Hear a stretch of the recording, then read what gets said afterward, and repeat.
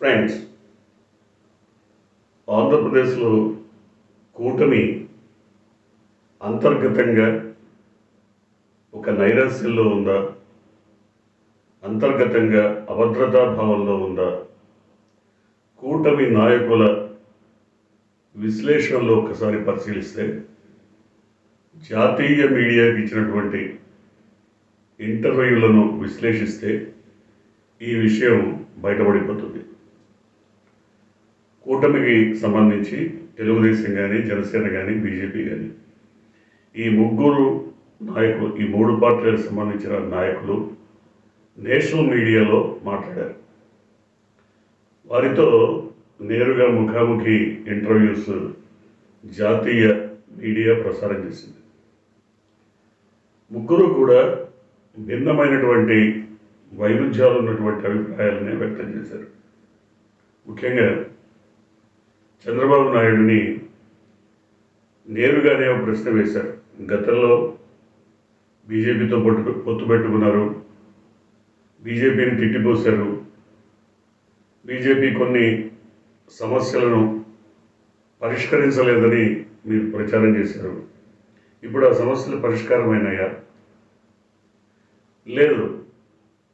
BJP పైన మీ వైఖరి ఏంటి అన్నప్పుడు స్పష్టంగా చంద్రబాబు నాయుడు చెప్పింది ఒకటే,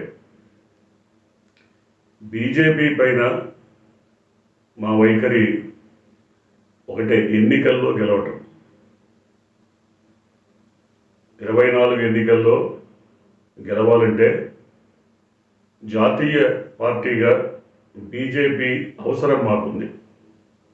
బీజేపీ కూటమిలో ఉంటే కొన్ని మేము సాధించుకోగలుగుతాం. కూటమికి ఓటమి సంభవించకుండా చూసుకోవడానికి, గెలుపు కోసం కొన్ని మేము సాధించుకోగలుగుతాం. అందుకోసం బీజేపీని తీసుకున్నాం తప్ప లేదు బీజేపీతో ప్రత్యేకమైనటువంటిది ఏం లేదు. అంటే ఇది లాంగ్ టర్మ్ పొత్తుగా కొనసాగుతుందా అని కూడా ప్రశ్నించారు. అంటే దీర్ఘకాలం ఈ పొత్తు కొనసాగుతుందని అది కూడా చంద్రబాబు నాయుడు అంగీకరించలేదు. ఇప్పటికైతే కూటమి కొన్ని అవసరాల రీత్యా ఎన్నికల్లో ముఖ్యంగా ప్రత్యర్థిని ఓడించడం లక్ష్యంగా ఈ కూటమి పనిచేస్తుంది అని మాత్రమే చెప్పారు. అంటే బీజేపీతో ఒక దీర్ఘకాల ప్రయోజనాలు కానీ, సైద్ధాంతిక ఒప్పందాలు కానీ, బీజేపీకి సంబంధించి ఒక భావ సారూప్యత కానీ ఎక్కడా ఉన్నట్టుగా ఆయన పేర్కొనలేదు. దీన్ని బట్టే అర్థమైపోతుంది ఈ కూటమిలో అంతర్గత వైరుధ్యాలు, అంతర్గత పోరు కొనసాగుతోంది అని ఆయన స్పష్టంగానే చెప్పారు. మరి మీరేదో కొన్ని ఆంధ్రప్రదేశ్కి సంబంధించినటువంటి సమస్యలు పరిష్కరించలేదు మోడీ అన్నారు, ఇప్పుడు పరిష్కారం అయినాయా? అవన్నీ ఇప్పుడు అప్రస్తుతం. ఇప్పుడు మా లక్ష్యం వల్ల జగన్మోహన్ రెడ్డిని ఉమ్మడి శత్రువుగా భావించి ఓడించడమే మా లక్ష్యం. అందుకోసమే కూటమిలో బీజేపీని కలుపుకున్నాం. ఇది చెప్తాడు కానీ దీర్ఘకాలిక ప్రయోజనాలు, మిగతా విషయాల్లో ఎంతసేపటికి దాటవేత ధోరణిలోనే అనేక ప్రశ్నల్ని ఆయన నేరుగా సమాధానం చెప్పలేదు. అంటే దీన్ని బట్టి కూటమికి సంబంధించి ఒక స్పష్టమైనటువంటి, ఒక నిర్దిష్టమైనటువంటి అవగాహన లేదు అని అర్థమైపోతుంది. ఇది ప్రస్ఫుటంగా ఆంధ్రప్రదేశ్ ప్రజల ముందు కనబడుతూనే ఉంది. అలాగే జనసేన ఆయన నాయకుడిని కూడా మీడియా ప్రశ్నించింది. ఏంటి మీరు సీఎం అభ్యర్థిగా మిమ్మల్ని మీరు ఫోకస్ చేసుకున్నారు, ప్రజల చేత సీఎం అని అనిపించారు, ఇప్పుడేంటి సీఎం అనే మాటకి ఫుల్ స్టాప్ పెట్టేశారా? ఇక అసలు అవకాశమే లేదని ఒక నిర్ధారణకు వచ్చేసారా ఏంటి అని ఆయన దీనికి సమాధానం చెప్తాడు. నేను సీఎం కావటం ఒకవేళ పరిస్థితులు కలిసి వచ్చి అయితే మంచిదే కానీ సీఎం అయ్యే అవకాశం లేదు. అలాగే రాష్ట్ర ప్రయోజనాల కోసం తెలుగుదేశం జెండా మోస్తున్నాం, కూటమి కట్టాం, ఏదో వాళ్ళు ఇచ్చిన బెచ్చం 20 సీట్లు 21 సీట్లు తీసుకున్నాం. ఇవన్నీ రాష్ట్ర ప్రయోజనాల కోసం. మరి మీ మీ వైఖరితో కొంతమంది విభేదించారు, మీ పార్టీలోనే విభేదిస్తున్నారు. మరి మీ కొన్ని కమ్యూనిటీస్ కూడా, మేము నమ్ముకున్న కమ్యూనిటీస్ కూడా విభేదిస్తుంటే ఎస్, విభేదిస్తాయి, విభేదించాయి కూడా. చాలామంది విభేదించి వెళ్ళిపోతున్నారు. కానీ నా లక్ష్యం మాత్రం ఉమ్మడి శత్రువును ఓడించడం, తెలుగుదేశానికి అనుకూలంగా పనిచేయడం, ఉమ్మడి శత్రువును ఓడించడం. అంటే మీకు నేరుగా పోటీ చేసి మరి శత్రువుని ఎదుర్కొనే సత్తా లేదా అంటే లేదు. మాకు ఆ సత్తా లేదు కాబట్టి మేము పోటీలో లేము, నేరుగా పోటీలో లేము, కూటమిలో కలిసాము. ఇది ఆయన చెప్పిన మాట. ఇక ముఖ్యంగా మూడో అభినేత్రి పురంధరేశ్వరి, ఆమెని కూడా ప్రశ్నించారు. బీజేపీ ఏ అంశాల ప్రాతిపదికగా కూటమిలో కలిసింది? దక్షిణాదిన దాదాపుగా అన్ని రాష్ట్రాల్లోనూ బీజేపీకి ఉన్న బలం అంతంత మాత్రమే. ఇప్పుడు బీజేపీ ఏం ఆశించి కూటమిలో కలిసింది అని ఆవిడ ఒకటే చెప్పారు. రాష్ట్ర పరిస్థితుల ప్రకారం రాష్ట్రంలో ప్రస్తుతం ఉన్న ప్రభుత్వాన్ని దించడం, జగన్మోహన్ రెడ్డిని ఓడించడం లక్ష్యంగా కూటమిలో మేము జతగలిసాం. అయితే ఈ కూటమి, ఈ పొత్తులు నిరంతరం కొనసాగుతుండటం వల్ల పార్టీ ఎదుగుదల నశించిపోయింది, పార్టీ కుంచుకుపోయింది. కనీసం 100 కంటే తక్కువ ఓట్లు సాధించుకునే దౌర్భాగ్య పరిస్థితికి ఏర్పడిందనేది బీజేపీలోని సీనియర్ నాయకుల అభిప్రాయం. చాలామంది ఇదే అభిప్రాయంతో ఉన్నారు. బీజేపీ ఒంటరిగానే ఎన్నికలకు వెళ్ళాలనేది వారి యొక్క అభిమతం. అయినప్పటికీ మేము ఉమ్మడి శత్రువుగా భావించినటువంటి జగన్మోహన్ రెడ్డిని ఓడించడం ప్రధాన లక్ష్యంగా ఈ కూటమిలో చేరాం అని చెప్తున్నారు. అంటే మరి జాతీయ స్థాయిలో మరి ప్రభుత్వాన్ని ఏర్పాటు చేసినటువంటి మీకు ఇక్కడ ఉమ్మడి శత్రువు అంత బలమైనటువంటి వ్యక్తిగా కనబడుతున్నాడంటే అవును. అంటే ఈ ముగ్గురు చెప్పిన దాని ప్రకారం వాళ్ళు నేషనల్ మీడియా అంతిమంగా ఫోకస్ చేసింది. జగన్మోహన్ రెడ్డి ఒక బలమైనటువంటి శక్తి, ఒక బలమైనటువంటి రాజకీయ శక్తి, ప్రజల మనస్సుల్లో, హృదయాల్లో పాదుకుపోయినటువంటి ఒక పెనువృక్షంలా తయారైపోయాడు. ఆయన్ని కదిలించడం, పిగిలించడం ఏ పార్టీకి సాధ్యపడదు. కాబట్టి అందరం కలిసికట్టుగా ఉమ్మడిగా పోరాడదాం, లేకపోతే ఇంకా గత్యంతరం లేని పరిస్థితి, ఓడిపోతాం. ఇది ఈ అన్ని పార్టీలు, ఇంకా కొన్ని రకాల ప్రజలకి చంద్రబాబుని బీజేపీ పైన మీ అభిప్రాయం ఏంటి, నేషనల్ వైడ్గా ఎన్ని సీట్లు వస్తాయన్నప్పుడు 400 పైన వస్తాయి.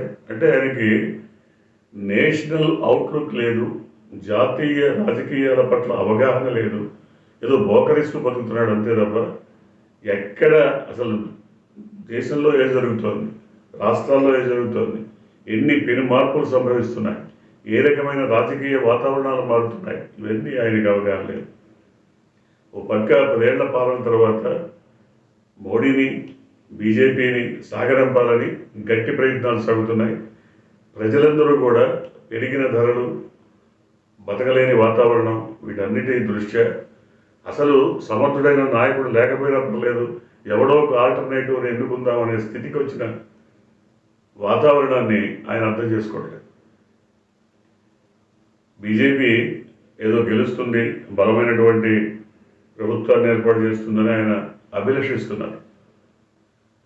అందువలనే బీజేపీతో ఈ పొత్తుకి అడ్డగారు. కానీ తాను కానీ, తన మిత్రపక్షాలుగా ఉన్న జనసేన కానీ, బీజేపీ కానీ ఒంటరిగా పోటీ చేసే సత్తా మాకు లేదు లేదు లేదు అని 3 పార్టీలు ఒప్పుకున్నాయి. ఇక్కడే జగన్మోహన్ రెడ్డి గెలుపుకి దాదాపుగా పునాది పడిపోయింది. నేషనల్ మీడియా, జాతీయ మీడియా ప్రసారం చేసినటువంటి ఈ కార్యక్రమాలని ఆంధ్రప్రదేశ్ ప్రజానీకం అత్యధిక శాతం చూసి ఉండకపోవచ్చు, కొంతమంది చూసి ఉండొచ్చు, చూసినా కొంతమంది ఫాలో అవ్వలేకపోయి ఉండొచ్చు. కానీ ఫాలో అయితే మాత్రం ఖచ్చితంగా కూటమి పైన వేటు తప్పదు. వారు ఎట్టి పరిస్థితుల్లో కూటమికి ఓటు వేసే అవకాశమే లేదు. ఎందుకంటే కూటమి నాయకులు తమకు తాముగా అసమర్థులమని ఒప్పుకుంటున్నప్పుడు ఇలాంటి అసమర్థ నాయకత్వానికి రాష్ట్ర బాధ్యతలు అప్పగించటం ఎంత మేరకు సమంజసం, ఏ మేరకు న్యాయం, ఇది ప్రజల అంగీకారం దీని మీద ఉంటుందా, ఇది గమనించాల్సినటువంటి అంశం. ఎందుకంటే చాలామంది మాకు 160 వస్తాయి, 170 వస్తాయి, లేదా ఇంకేదో బలమైనటువంటి ఇది వస్తుంది అని ఈ కూటమి అభ్యర్థులు చెబుతున్నారు. అసలు కూటమి అధినేతలు గెలుస్తారా లేదా అన్నది కూడా సందేహాస్పదమే అని ఇప్పుడు భావించాల్సిన పరిస్థితి ఏర్పడింది. ఎందుకంటే ఈ ముగ్గురు మాట్లాడినప్పుడు, నేషనల్ మీడియాతో మాట్లాడినప్పుడు ఎక్కడ వాళ్ళలో కాన్ఫిడెన్స్ కానీ, ఒక నమ్మకం కానీ, మేము గెలుస్తాం, ఎస్ మాకు ఇన్ని సీట్లు వస్తాయి అన్న ఒక గట్టి నమ్మకం ఎక్కడ ఆ దృక్పథం కనబడలేదు. అసలు గెలుస్తామో లేదో, అసలు మాకు మేంగా పోటీ చేయలేదు, దౌర్భాగ్య పరిస్థితి, కూటమి కట్టామంది కానీ కూటమి కూడా ఎంత మేరకు సఫలీకృతమవుతుంది, విజయం సాధిస్తుందో చెప్పలేము అనే పరిస్థితి. అసలు మీకు మీరు గెలుస్తారా అన్నా కూడా దానికి సరైనటువంటి సమాధానం లేనటువంటి పరిస్థితి. అందువల్ల కూటమి ఓటమి ముందుగానే ప్రజల ముందు ఆవిష్కృతమవుతుంది. ఎప్పుడైతే నాయకులు ఇక్కడ మేకపోతు గాంభీర్యము, ఏదో మోసపు మాటలు, దగా వంచన, అబద్ధపు ప్రచారాలు, అసత్య హామీలు, వీటితో ప్రజల్ని వంచాలని చూసినంతకాలం ఓట్లు పడవని వాళ్లకు తెలుసు. అందుకనే నేషనల్ మీడియాతో మాట్లాడేటప్పుడు కాస్త జాగ్రత్తగా తమ వ్యాఖ్యల్ని వినిపించారని భావించాలి. ఎందుకంటే అక్కడ అవాకులు చవాకులు మాట్లాడితే ఇమీడియట్గా చాలా ఫుటేజ్ ఉంటుంది అక్కడ రాష్ట్రానికి సంబంధించి. ఇమీడియట్గా వాళ్ళు బయట పెడతారు, ఇంకా క్రాస్ ఎగ్జామినేషన్ చేస్తారు, అప్పుడు అసలు తట్టుకోలేని పరిస్థితి. అందుకని ఎక్కడికెక్కడ నానుస్తూ, కట్ చేస్తూ, దాటవేత ధోరణితో ప్రజలను దాటవేస్తూ తమ అభిప్రాయాలను వెలిబుచ్చి స్పష్టంగా చెప్పిందైతే ఒకటే, మేము ఒంటరిగా పోటీ చేయలేము, జగన్మోహన్ రెడ్డిని ఎదుర్కోలేము, కూటమి కట్టిన కూటమిగా ఏర్పడ్డా గెలుస్తామన్న నమ్మకాలు పూర్తిగా లేవు. ఇది స్పష్టంగా చెప్పదలుచుకున్నటువంటి విషయం. సో ఈ విషయాన్ని జాతీయ మీడియాకు చెప్పినట్టుగా మరి రాష్ట్ర మీడియాకి ఎక్కడ వాళ్ళు ఏమి చెప్పిన దాఖలాలు లేవు. ఒకవేళ ఉంటే అప్పుడే అర్థమైపోతుంది ప్రజానీకానికి, అటువంటి దాఖలాలు లేవు. ఇప్పటికిప్పుడు వారి అభిప్రాయం ఏంటనేది ఈ పరిస్థితుల్లో, అంటే దాదాపు ఇంకొక 20-25 రోజుల్లో ఎన్నికలు జరగబోతున్నటువంటి సందర్భంలో కూడా వారి దృక్పథం ఏంటి, ఎలక్షన్స్ పైన, గెలుపు పైన, విజయావకాశాల పైన అన్నది స్పష్టంగా తేలిపోయింది. చూద్దాం ఏం జరగబోతుంది.